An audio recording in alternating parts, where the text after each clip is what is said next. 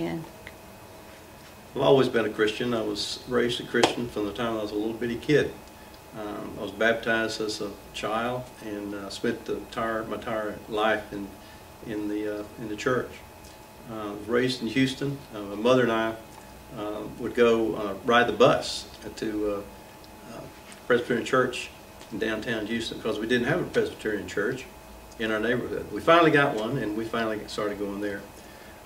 Got in high school, and a friend of mine was in NYF, and he said, "You really need to come to NYF." I said, "Okay." He said, "Besides that, there's some cute girls there." I said, "Okay."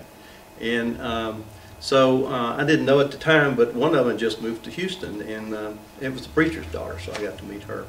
And I got into to college, and finally decided on college, went to Baylor, and had a great time there. It was a great school, great experience, and went to chapel twice a week. And but I wanted a car. The next year I wanted a car, and so I couldn't afford a car to go back to Baylor also. So I got the car and went to University of Houston, and then lived in Mom's and Dad's house.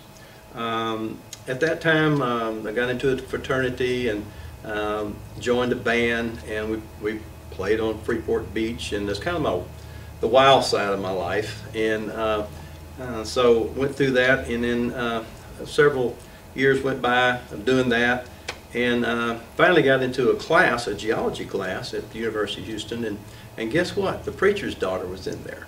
And so we got together and got married, and I moved to the suburbs, had a couple of kids. There was a preacher that was at this Methodist church, and he knew my wife's dad. Of course, he was a Methodist preacher. His name was Wallace Shook. Sat in my chair in my house, told me that I really needed to have those kids in church and Sunday school on Sundays, and so we started doing that, and really dedicated my life. Had a really neat experience with the Lord in 1971, and became a more committed Christian at that time. I got tired of the traffic in Houston, Texas. Found a place here in Carthage to move, First Methodist Church, and we have loved it ever since. And so that was 1977. And so that's my story. What's yours?